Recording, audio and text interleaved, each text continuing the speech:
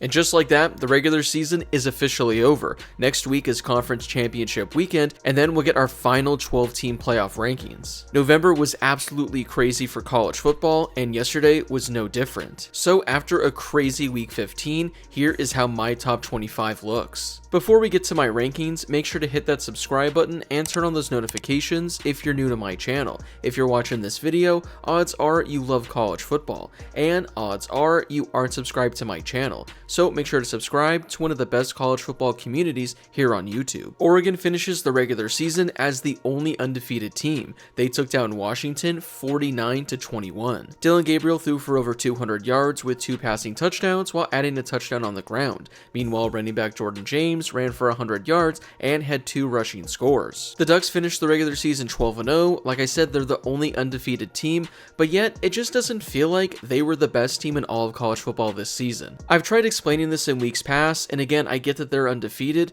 but they just don't seem like that dominant number 1 team that is by far the easy pick to win the national championship that we've had in years past. Now, this is where my rankings get really interesting because honestly, after Oregon at number 1, I don't think there are any easy rankings the rest of the top 10. I mean, you can make the case a number of teams deserve to be ranked number 2, number 3, number 4, number 5. This season in college football, I just don't think there are that many dominant teams. I think there are a lot of really good teams, but I don't think there are many great teams at all. I have Texas moving up to number 2 after their 17-7 victory on the road at number 20 Texas A&M. Now, Texas did lead this one from start to finish, but man, did Texas A&M not look anything like a top 20 team, let alone a team that was a win away from competing for the SEC championship. But that means you gotta really credit Texas's defense because the A&M offense couldn't get anything going all game long. With the victory, Texas will now be in the SEC championship where they're going to be a win away from securing a first round bye. Notre Dame went on the road and took down USC 49-35. Riley Leonard threw for 150 yards with 2 passing touchdowns while also adding 50 yards on the ground with a rushing score.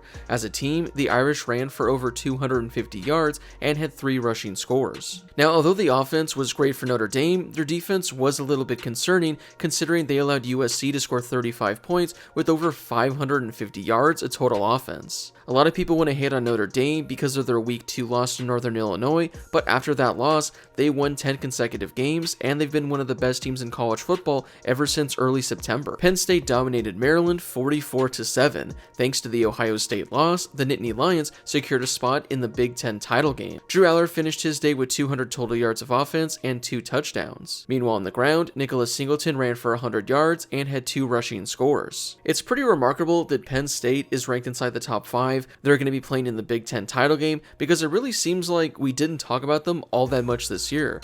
And that's because they really didn't do anything impressive all year. Sure, they finished the regular season 11-1, but if you look at their schedule, they have just 1 top 25 victory, and the other time they played a top 25 opponent, they lost. So congrats on being in the top 5, making it to your conference title game. That's pretty solid considering you only have to beat 1 top 25 team over the course of the regular season. Georgia won a thriller over Georgia Tech in 8 overtimes, 44-42. Carson Beck threw for 300 yards and had 5 passing touchdowns. The defense wasn't great from Georgia considering they allowed Georgia Tech to drop 40 on them with nearly 600 yards of total offense. Still, a win is a win, and Georgia's going to be competing for the SEC championship where they have a chance to secure a first round bye. Tennessee was on upset watch on the road at Vanderbilt as they were down 14-0 only 5 minutes into the game. They were also trailing by 10 points midway through the second quarter, but they outscored Vanderbilt 29-6 the rest of the way. Nico Iamaleava threw for 250 yards and had 4 passing touchdowns.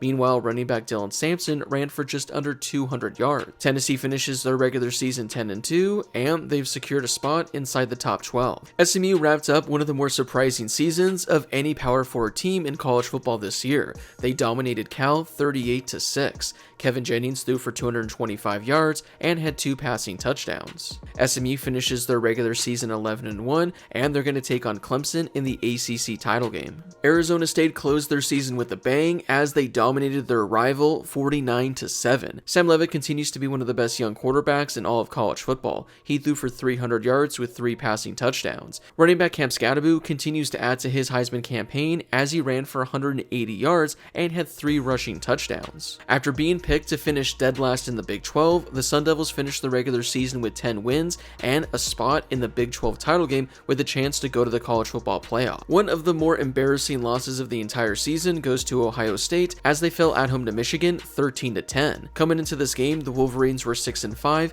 and they were a 21-point underdog. The sad thing is, they didn't even play all that great. Davis Warren threw for only 60 yards and had 2 interceptions. Meanwhile, on the ground, the Wolverines averaged only 4 yards a carry. The reason they won was because Ohio State's offense was non-existent. For the game, they only scored 1 touchdown, had 16 first downs, and 250 yards of total offense. With a win, Ohio State would have been playing in the Big 10 title game with a chance to lock in an automatic bid for the playoff. Instead, they're going to be sitting at home this weekend watching 2 other teams play in the game. Indiana wrapped up their dream season with a dominant 66-0 victory over Purdue. Curtis Rourke threw for 350 yards and had 6 passing touchdowns. Meanwhile, on the ground, the Hoosiers ran for 250 yards with 3 rushing scores. Indiana finishes their season 11-1. They're not going to be playing in the Big 10 title game, but it shouldn't matter. They've done enough to secure a spot in the college football playoff. Boise State took down Oregon State 34-18. Maddox Matson threw for 200 yards with 2 passing touchdowns. Meanwhile, running back Ashton Genty concluded his season with 225 yards on the ground and a rushing score. His season is going to go down as one of the best we've ever seen from a running back. In just the regular season, he ran for 2,300 yards with 28 rushing scores. Considering he has a championship game left and likely a playoff game,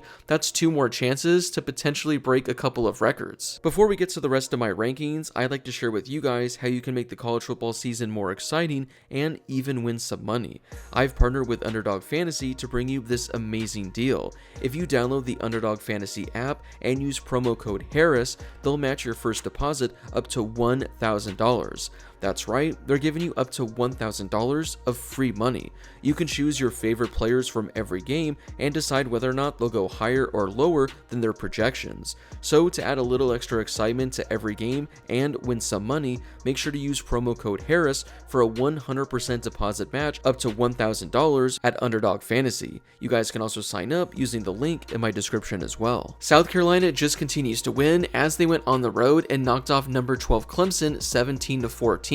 Lenora Sellers threw for 165 yards, but he rushed for 166 yards and had 2 rushing scores. He did it all on the ground, and he's the reason the Gamecocks won this game. For South Carolina, they do have 3 losses, but they've been one of the hottest teams in all of college football for the last month and a half. They've won 6 consecutive games that included victories over top 20 teams in Texas A&M, Missouri, and Clemson. They're probably going to need a little help in front of them, but I think South Carolina has done enough the last month and a half to warrant a playoff spot. Miami had a chance to advance to the ACC title game and pretty much secure a spot in the college football playoff with a victory. Instead, they fell on the road to Syracuse 42-38.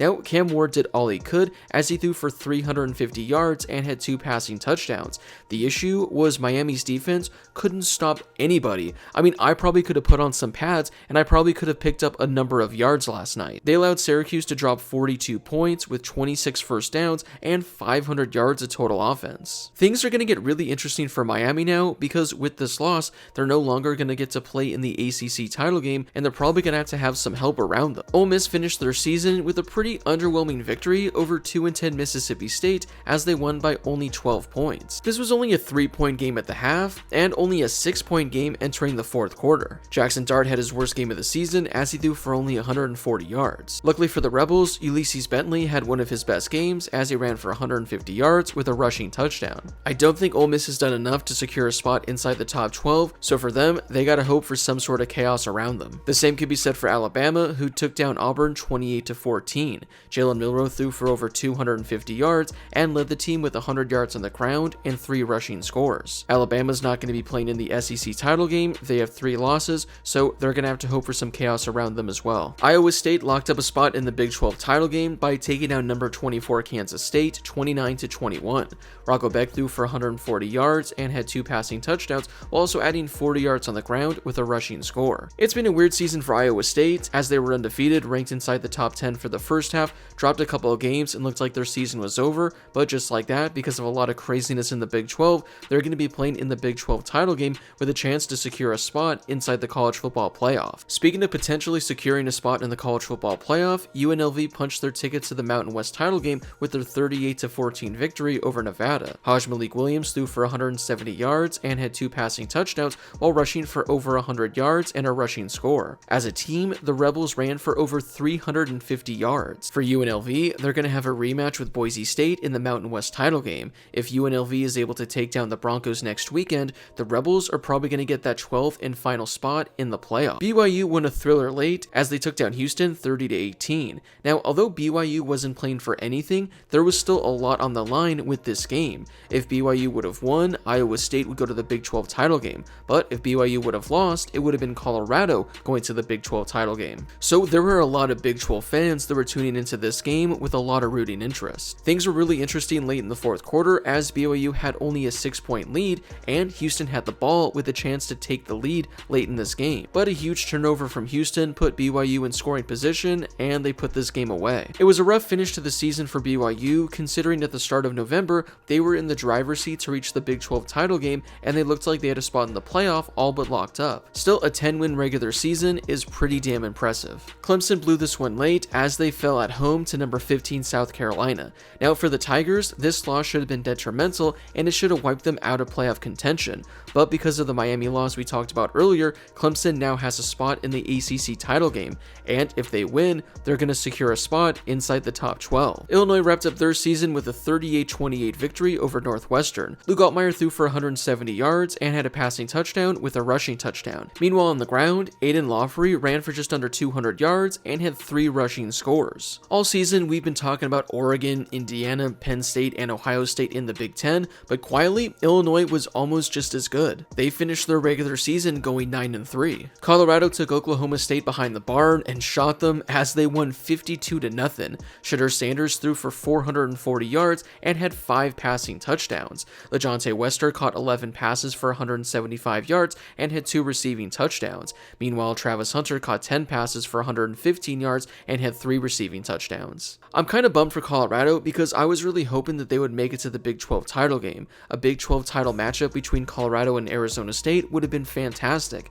Now, as an Arizona State fan, obviously I want to win and I want to go to the college football playoff, but if it's not going to be my Sun Devils, I was really hoping it would be Colorado on the other end. No offense to Iowa State, but I don't want to see Iowa State in the college football playoff. If it's not going to be ASU, I really wish it could have been Colorado because seeing Deion Sanders and this team in the college football playoff, that would have been really exciting. So as a college football fan, I'm really bummed about that. Army's regular season isn't technically over, but they finished going 10-1. They took down UTSA 29-24. Bryson Daly had himself quite the day as he had just under 350 yards of total offense with 3 total touchdowns. Unfortunately for Army, I don't think there's any path for them reaching the college football playoff, but they still have a chance to go out next week and win the American Conference. Memphis took down Tulane 34-24. Now, while this victory didn't really do anything for Memphis, considering they're not playing in the conference title game, it knocked Tulane out of the college football playoff discussion. Seth Hennigan threw for 220 yards and had 2 passing touchdowns.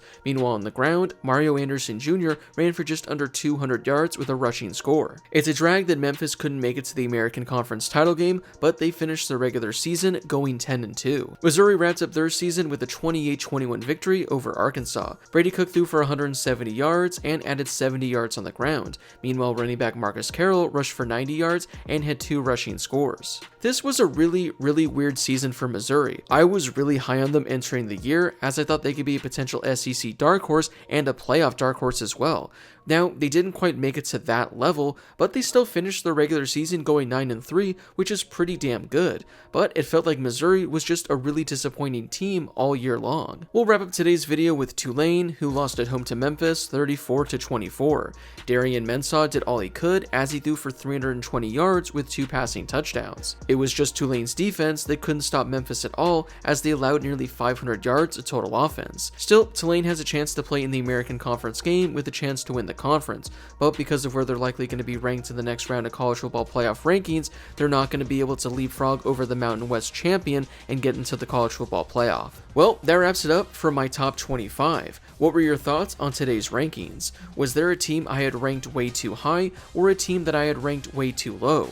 Or was there a team I didn't even have ranked at all? Whoever it is and whatever your thoughts are, let me know in the comment section down below. Before you leave, don't forget to hit that subscribe button and turn on those notifications if you're new to my channel. I'm posting college football videos all season long, so make sure to subscribe so you never miss a video. Also, don't forget to drop a like on this video as well. It helps out with that YouTube algorithm, and it helps share this video and my channel with more college football fans. Plus, it only takes a second to do. As always, thank you guys so much for watching, and I'll see you all in my next video.